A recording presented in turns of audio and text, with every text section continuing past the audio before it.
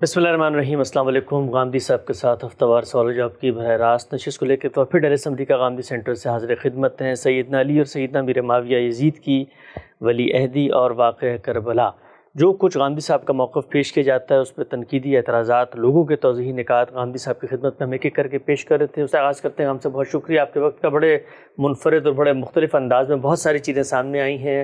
लोग इत्तफ़ाक़ भी कर रहे हैं लेकिन इख्तलाफ करने वालों की भी बड़ी कसीर तादाद है। मैं चाहता हूँ जो शुबहे उनके अज़हान में पैदा होते हैं एक एक करके ज़रा खुले जहन के साथ आपकी खिदमत में रखूँ, और आपने जिस तरीके से अब तक तज्ज़िया किया है आगे भी उन चीज़ों का आप तज्ज़िया करें। हम सब एक बहुत बड़ा एतराज़ ये किया जाता है कि एक तसव्वुर बना था खिलाफत अला मिनहाज नबुव्वा का, जो लोग सामने आए उनकी शान बेनियाज़ी, उनकी लिल्लाहियत, उनका तक़वा, उनकी दरवेशी, उनके अंदर एक तरीके से आवाम का दर्द, और नज़र आता था कि वो लोग हैं जो रसूलुल्लाह सल्लल्लाहु अलैहि वसल्लम की सोहबत में तरबियत याफ्ता थे और उनके आमाल से भी और उनकी मनसूबाबंदी से भी चीज़ें झलकती थीं।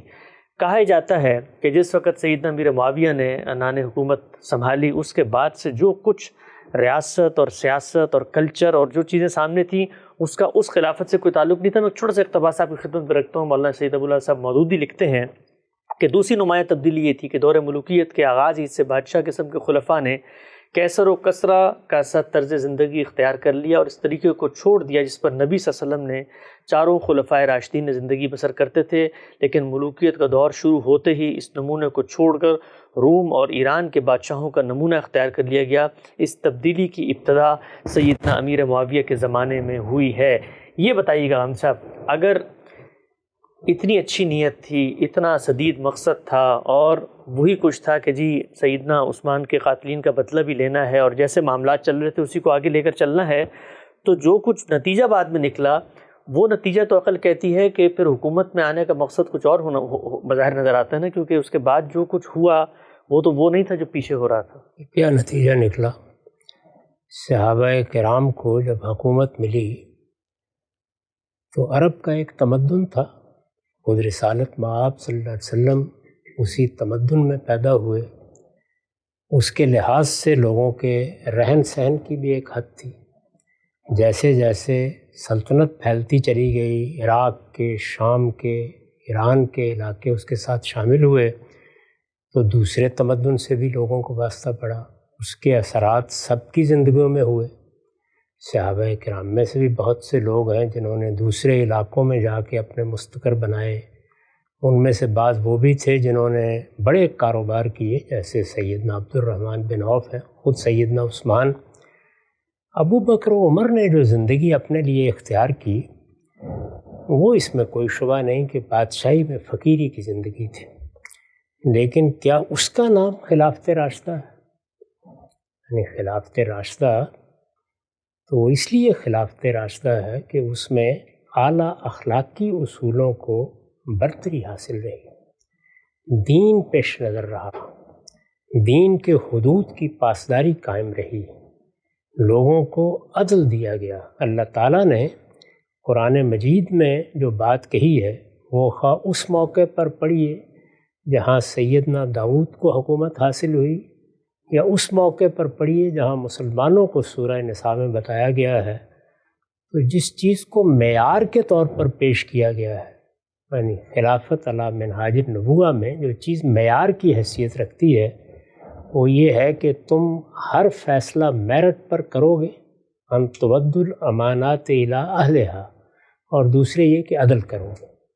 तो इसलिए हुकूमतों को देखने का ये तरीका है कि क्या अदल हुआ, क्या इंसाफ हुआ, क्या अदल और इंसाफ के तकाज़े पूरे किए गए, कानून की हुक्मरानी कायम रही, ये चीज़ें देखने की हैं। दीन के फ़राइज़ का एहतमाम हुआ, कबायर से इज्तनाब लोगों ने किया, इसको बुनियाद बनाकर किसी हुकूमत का फ़ैसला किया जाएगा। ये उसकी एक मिसाली सूरत है कि हुक्मरानों ने अबू बकर उमर बन के दिखा दिया। अबू बकर उमर तो इंसानी तारीख़ में रोज़ रोज़ मनस्सा आलम पर नमूदार नहीं होते। इस तरह की गैर मामूली शख्सियात कभी कभी पैदा होती हैं। इसको खिलाफत या खिलाफत राशिदा के लिए मेयार नहीं बनाना चाहिए, वरना ये मानना पड़ेगा कि सैयदना सुलेमान और सैयदना दाऊद इन्होंने असल में कैसर व कसरा की रवायत कायम की थी। کیونکہ یہ تو بعد میں آئے ہیں۔ قرآن مجید سیدنا سلیمان کے بارے میں کہتا ہے کہ جو ان کا محل تھا جس میں ملکہ بلقیس کو انہوں نے دعوت دی، وہ اس طرح کا تھا کہ سرہم ممرد من قواریر، اور ملکہ بلقیس ملکہ سبا ہونے کے باوجود، یعنی یمن کی ملکہ ہونے کے باوجود ایسی دیہاتی بن کر رہ گئی کہ اس نے پانچے اٹھا لیے۔ ایسا شیشہ تھا جس سے اس کا فرش بنایا گیا تھا۔ تو اس لیے یہ کوئی معیارات نہیں ہے۔ آپ کہہ سکتے ہیں کہ سیدنا صدیق نے جس طرح کی اپنے لیے چیزیں پسند فرمائیں، بعض معاملات میں سیدنا عمر کے ہاں آپ کو اس سے مختلف چیزیں نظر آئیں گی، اور سیدنا عثمان کے ہاں بھی۔ تو اس کو معیار بنا کر یہ دیکھا جائے گا۔ دنیا نے آگے چلنا ہے، اس میں بڑے مثالی نمونے بھی سامنے آئیں گے۔ کچھ لوگ فقر و درویشی کو حکومت کرنے کے لیے ایک مثالی چیز سمجھیں گے، اور کچھ سلیمان و داؤد کے طریقے کا طرز عمل اختیار کر کے بھی لوگوں کو عدل فراہم کریں گے۔ تو اصل چیز جو معیار ہے وہ عدل ہے، قانون کی حکمرانی ہے، وہ چیزیں ہیں جو ایک حکومت کو راشدہ حکومت بناتی ہیں۔ ان چیزوں کو سامنے رکھنا چاہیے۔ یہ ایسے ہی ہے جیسے کہ بہت سے لوگ ہیں کہ وہ جب علماء کو دیکھتے ہیں تو ان کی طبائع کے فرق کو بھی بعض اوقات نظر انداز کر دیتے ہیں۔ ان میں آپ کو بالکل درویش صفت لوگ بھی ملیں گے، اور امام مالک کی طرح کے لوگ بھی ملیں گے کہ جو بہت عمدہ لباس پہنتے تھے اور بہت اچھے لب و لہجے کے ساتھ لوگوں کے سامنے آتے تھے، اس میں کوئی درویشی یا مسکینی کا تاثر نہیں ہوتا تھا۔ تو میرے نزدیک یہ چیزیں مجھے یا آپ کو پسند ہو سکتی ہیں، پسند اور ناپسند کے دائرے میں ہم ان کا اظہار بھی کر سکتے ہیں۔ یہ بھی کہہ سکتے ہیں کہ جو مسلمانوں کے حالات تھے ان کا لحاظ کرتے ہوئے درویشی کا طریقہ ہی صحیح تھا، اور یہ بھی کہہ سکتے ہیں کہ حالات بدل گئے، حکومت قائم ہو گئی، سلطنت بہت عظیم سلطنت تھی، عام خوشحالی تھی، اس میں حکمرانوں کے ہاں بھی بعض چیزیں آ گئیں۔ دیکھنا یہ چاہیے کہ انہوں نے بیت المال کے ساتھ کیا معاملہ کیا، لوگوں کو انصاف دیا، قانون کی حکمرانی قائم کی۔ یہ کوئی بھی نہیں کہتا کہ سیدنا صدیق اور سیدنا فاروق اور سیدنا عثمان ایک ہی درجے میں تھے۔ سب کے رہن سہن میں، سب کے معاملات کرنے میں، سب کے چیزوں کو دیکھنے میں، سب کے تقرر کرنے میں، سب کے اجتہادات میں بہت فرق نظر آئے گا۔ تو کسی ایک چیز کو مثال بنا کر آپ دوسروں پر تان نہیں کر سکتے، بلکہ اس تنوع کو قبول کرنا چاہیے کہ حکمرانوں کے ہاں یہ ساری چیزیں نمایاں ہو سکتی ہیں، علماء کے ہاں بھی ہو سکتی ہیں، قوم کے رہنماؤں کے ہاں بھی ہو سکتی ہیں۔ بنیادی حقائق کو دیکھنا چاہیے جو قرآن نے بیان کر دیے ہیں۔ تو وہ بنیادی چیزیں جو قرآن نے بیان کی ہیں، میں نے ان کو اپنی کتاب میزان میں قانون سیاست کے زیر عنوان واضح کیا ہے۔ اس میں اصل ذمہ داری کیا ہے؟ عدل قائم کرنا، اور تمام فیصلے میرٹ کی بنیاد پر، استحقاق کی بنیاد پر کیے جائیں۔ اور جو دینی ذمہ داریاں ہیں وہ بھی قرآن نے بیان کر دی ہیں، یعنی معروف کی تلقین کی جائے، منکر سے لوگوں کو روکا جائے، نماز کا اہتمام ہو، زکوٰۃ پر نظم چلایا جائے۔ اس میں کوئی تغیر آیا، کوئی تبدیلی آئی تو بتائیے۔ اسی طریقے سے نظام چل رہا تھا۔ باقی یہ کہ اگر حکمرانوں کے رہن سہن میں کچھ تبدیلی آئی یا تغیر آیا تو اس کو طبائع پر، حالات پر محمول کرنا چاہیے، اور اس میں لوگوں کے اذواق بھی مختلف ہو سکتے ہیں۔ یہ ایسی چیزیں نہیں ہیں کہ انہیں خلافت راشدہ یا خلافت راشدہ نہیں رہی اس کا معیار بنا کے پیش کیا جائے۔ وہ ایک مثالی حکومت تھی، کوئی شبہ نہیں ہے۔ اور مثالی حکومت کس معنی میں تھی؟ اشخاص مثالی تھے۔ چنانچہ بعد میں بھی سیدنا عمر بن عبدالعزیز کے ہاں ہم نے اس کی ایک جھلک دیکھی۔ ایسے بادشاہ بھی بعد میں ہوئے ہیں جن میں درویشی کی خوبو تھی، تاہم یہ کوئی معیار نہیں ہے۔ یہ کہنا چاہیے کہ ہر جگہ پر درجات ہوتے ہیں، اور جو سیدنا صدیق اور سیدنا عمر کا درجہ ہے، کون کہتا ہے کہ باقی لوگ ان کے مقابل میں آ گئے تھے؟ وہ تو ایک خواب ہی ہے جو دیکھا جا سکتا ہے۔ انسانی تاریخ میں ان دونوں شخصیات کی کوئی مثال پیش نہیں کی جا سکتی۔ سیدنا علی کے ہاں البتہ وہی رہن سہن تھا، وہی انداز تھا، انہوں نے اپنی درویشی کو قائم رکھا۔ تو یہ جھلک آپ کو مختلف موقعوں پر نظر بھی آتی رہتی ہے، اور بعض جگہوں پر آپ کو کچھ دوسرے اعتبار، دوسرے اوضاع بھی نظر آتے ہیں۔ ان میں کہاں جا کر معاملہ اس درجے سے نیچے گر گیا ہے جو کم سے کم درجہ میں نے بیان کر دیا، اور کہاں بات آسمان پر پہنچ گئی ہے۔ تو ابو بکر و عمر یا سیدنا علی کی زندگی تو اگر آپ دیکھیے تو ایک آسمان محسوس ہوتا ہے، یعنی ذاتی تقویٰ، ورع، خدا ترسی، اسی طرح کی درویشی کی زندگی، بادشاہی میں فقیری، یہ ان تین بزرگوں کے ہاں بہت کمال پر نظر آتی ہے، جو ظاہر ہے کہ دوسروں کے ہاں اس درجے میں نہیں ہے۔ سیدنا معاویہ کے ہاں بھی ایسا نہیں ہے کہ وہ بادشاہی کے آداب آ گئے تھے جس کو مولانا سید ابواللہ صاحب مودودی نے بیان کیا ہے، وہ بعد میں آئے بنو امیہ میں، لیکن اس درجے میں کوئی معاملہ نہیں تھا۔ تاہم یہ بات بالکل درست ہے کہ اس طرح کی درویشی اور اس طرح کی صورتحال جو ہمیں صدیق و فاروق کے ہاں یا سیدنا علی کے ہاں نظر آتی ہے وہ نہیں تھی۔ نقطہ آپ نے واضح کیا کہ یہ جو مطالبہ کیا جا رہا ہے کہ خلافت علی منہاج النبوہ، جو پچھلے خلافات ہیں ان کا جو طرز زندگی، ان کا جو لائف سٹائل تھا سیدنا امیر معاویہ کے، وہ نظر نہیں آتا، اور قیصر و کسریٰ اور روم اور ایران کی طرز کی ایک حکومت انہوں نے گویا شروع کر دی۔ اچھا قاسم صاحب، یہ تو سمجھ میں آتا ہے، آپ نے بات فرمائی کہ بھائی ایک شخص ہے، اس کی استاد طبع ہے، اس کے ہاں وہ درویشی ہے، شان بے نیازی ہے، نہیں ہے، اس کا فرق تو نظر آئے گا ہمیں خلفاء میں، لیکن مثال آپ نے دی سیدنا داؤد اور سلیمان کی، ان کے ہاں اتنے بڑے بڑے محلات انہوں نے بنائے، اتنی عالی شان و شوکت کی زندگی انہوں نے گزاری، تو وہاں پر تو اللہ نے ان کو وہ حکومت دی تھی۔ یہاں پر تو پہلے سے ہی کیس خراب ہوا ہوا ہے کہ بھئی آپ نے ایک طرح سے قبضہ کر کے یا لڑائی کر کے یا ایک کانفلکٹ کے نتیجے میں حکومت پیدا کی ہے، تو یہاں جو آپ ان کو بینیفٹ وہاں پر دے رہے ہیں، ان کے بارے میں تو دیتے ہوئے پھر لوگوں کے کان کھڑے ہوں گے نا کہ بھئی اگر آپ نے اتنی ہی اچھی نیت سے حکومت پہ قبضہ کیا تھا اور آپ کا کوئی مقصد دین کی سربلندی یا کوئی اللہ تعالیٰ کی خوشنودی تھی تو باقی آپ کی زندگی میں نظر آتی، لیکن بعد میں تو جو کچھ ہوا وہ تو دولت اور مال کی ریل پیل ہے، اور بڑے بڑے جس کو آپ کہتے ہیں اپنے لیے بھی چیزیں بنائی، اور یہ بھی کہا جاتا ہے ہم صاحب کہ بڑے مہنگے مہنگے کپڑے بھی پہنا کرتے تھے۔ ایسی پروپیگنڈے کی صورتحال ہے کہ لڑکے حکومت لے لی، کہاں لڑائی کی انہوں نے، قبول نہیں کیا، انہوں نے حکومت سیدنا علی کو ملی تو اس کو قبول نہیں کیا، اور قبول نہ کرنے کی وجہ بہت تفصیل کے ساتھ زیر بحث آ چکی ہے۔ صفین میں عرض کر چکا ہوں کہ حملہ سیدنا علی کی طرف سے ہوا تھا، انہوں نے چاہا کہ جو لوگ بھی ان کی حکومت تسلیم نہیں کر رہے ان کو بزور وہ آمادہ کریں، چنانچہ بزور آمادہ کرنے کی ابتدا جناب کی طرف سے ہوئی، اس کے نتیجے میں جنگ ہوئی۔ سیدنا معاویہ نے تو اس جنگ کو بھی مصالحت کی طرف موڑنے کی صحیح کی، چنانچہ تحکیم اسی کے نتیجے میں ہوئی، بعد میں بھی کوئی جنگ و جدال کی نوبت نہیں آئی۔ سیدنا علی کو اس کے بعد جو جنگ پیش آئی وہ خوارج کے خلاف تھی، خوارج ہی نے ان کو بدقسمتی سے شہید کر دیا۔ ان کی شہادت کے بعد سیدنا حسن نے باقاعدہ مصالحت کی ہے، اور مصالحت کے نتیجے میں سیدنا معاویہ کی حکومت قائم ہوئی، گویا عمومی طور پر ان کو تسلیم کر لیا گیا۔ تو یہ بات بھی ٹھیک نہیں ہے کہ لڑ بھڑ کے حکومت حاصل کر لی، یعنی انہوں نے ایک تبدیلی آئی تھی، اس تبدیلی کو سیدنا عثمان کے قتل کی وجہ سے، ان کی شہادت کی وجہ سے قبول نہیں کیا۔ وہ ہم بہت تفصیل سے بیان کر چکے ہیں ان کا موقف کیا تھا، کیا چیز تھی، تو اس لیے یہ بات بھی درست نہیں ہے۔ ایک مصالحت کی تجویز پیش آئی، وہ مصالحت کی تجویز اصلاً تو تحکیم کے موقع پر ہی سامنے آ گئی تھی کہ معاملات کو مل بیٹھ کے حل کر لیا جائے، اس کو اس وقت پذیرائی نہیں ملی، کوئی فیصلہ نہیں ہو سکا۔ سیدنا حسن نے آگے بڑھ کر اپنے آپ کو دستبردار کر لیا، اور اسی وجہ سے صحابہ کرام نے اس سال کو عام الجماع قرار دیا، یعنی سب مطمئن ہو گئے کہ پرامن طریقے سے اقتدار ایک جگہ جمع ہو گیا ہے، مسلمانوں کی سلطنت کے بکھرنے کے اور اس طریقے سے پارا پارا ہونے کے امکانات ختم ہو گئے ہیں، اور اب مسلمانوں کی جمعیت ایک جگہ رہ کر اس سلطنت کا نظم چلائے گی۔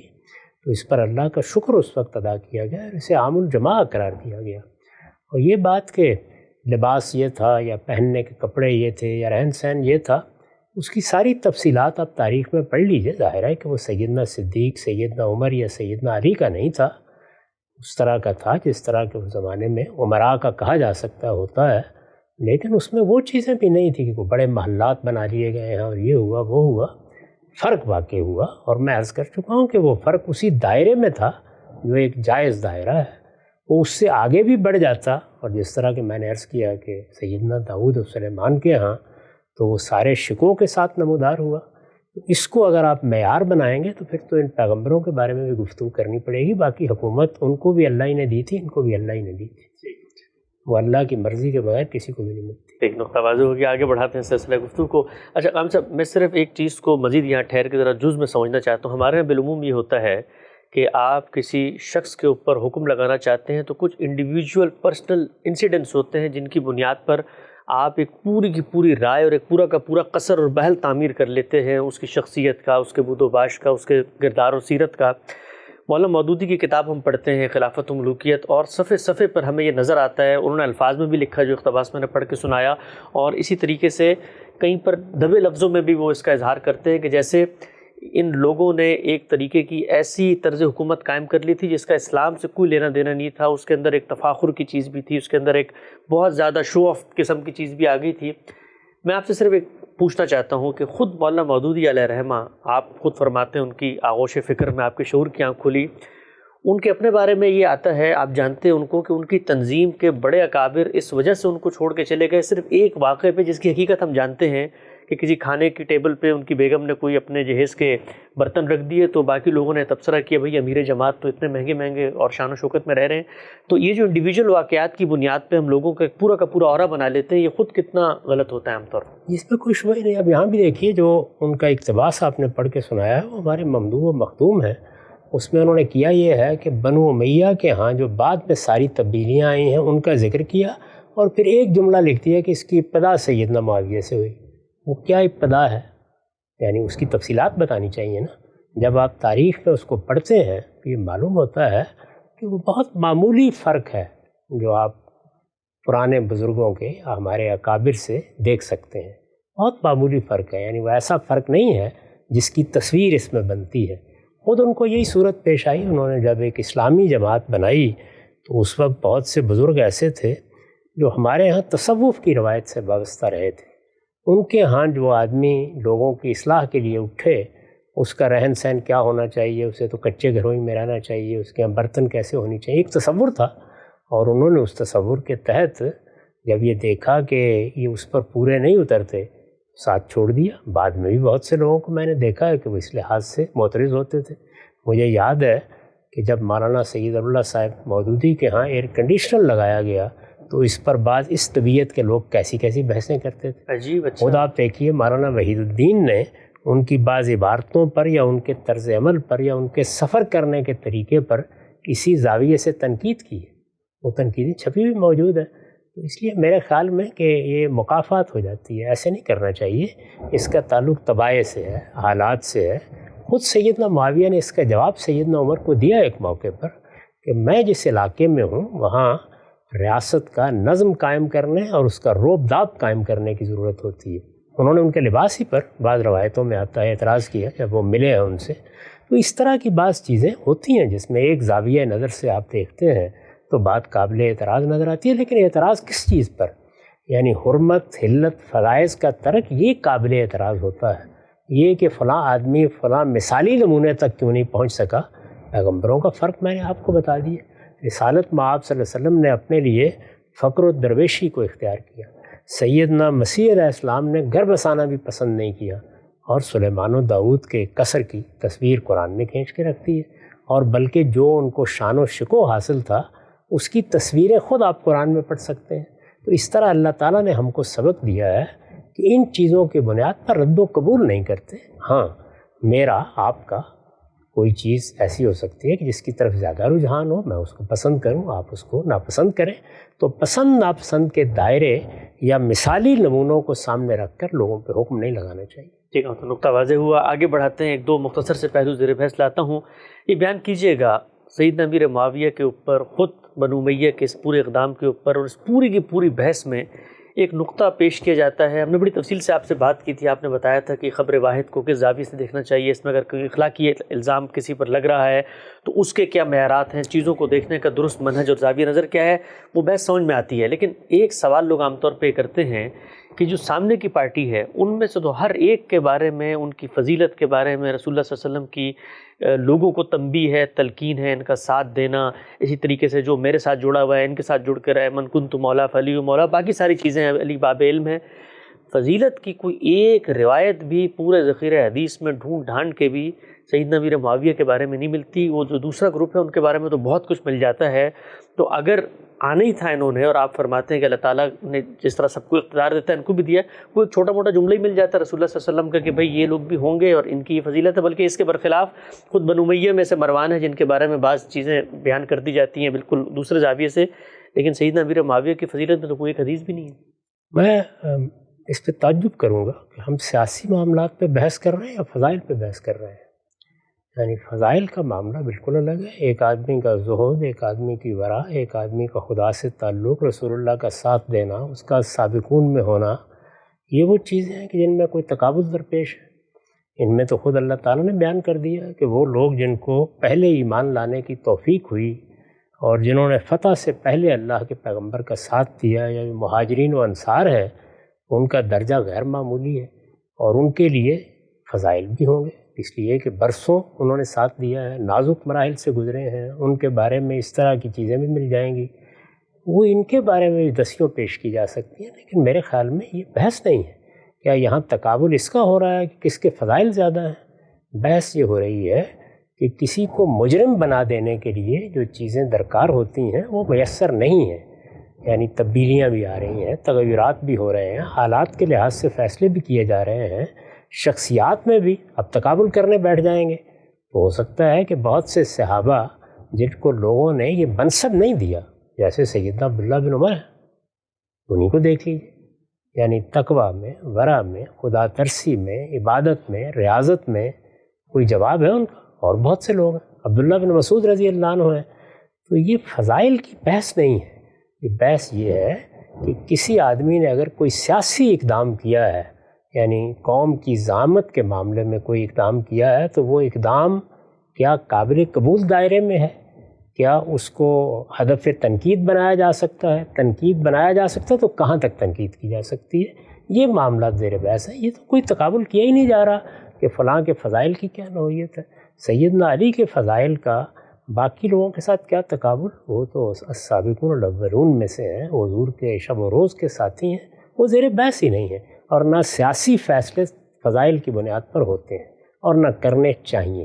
یہ مسلمانوں کی خوش قسمتی ہے کہ ان کے جو ابتدائی خلفاء ہیں وہ اپنے بہت سے دوسرے مذہبی، دینی، اخلاقی خصائص کے لحاظ سے بھی بڑے غیر معمولی لوگ ہیں، ورنہ سیاست میں تو یہ دیکھنا پڑتا ہے کہ کون آدمی نظم ریاست کو بہتر طریقے سے چلا سکتا ہے۔ ہاں البتہ فرائض کی پابندی ہونی چاہیے، کبائر سے اجتناب ہونا چاہیے، حرمتوں کا لحاظ اگر آدمی کرتا ہے، عدل قائم کرتا ہے تو وہ ایک جائز حکومت ہے، اور جائز حکومت میں بھی بعض درجے وہ ہیں کہ جو مثالی ہوتے ہیں، جیسے وہ اگر امرهم شورا پر بینہم پہ قائم ہے، اس کو لوگوں نے منتخب کیا ہے تو وہ ایک مثالی حکومت ہے، اور اگر اس میں کوئی کمپرومائز کرنا پڑا ہے، کوئی مصالحت کرنی پڑی ہے تو اس کو بھی بتا دینا چاہیے۔ اسی لیے میں نے حکومت قائم ہونے کے طریقے کے بارے میں بھی یہ بار بار عرض کیا ہے کہ اصل طریقہ تو وہی ہے جس کے تحت پہلے خلفاء کی حکومتیں قائم ہوئی ہیں۔ یہاں وہ طریقہ اختیار نہیں کیا جا سکا، اور نہیں کیا جا سکا تو اس کے کچھ وجوہ و اسباب ہیں۔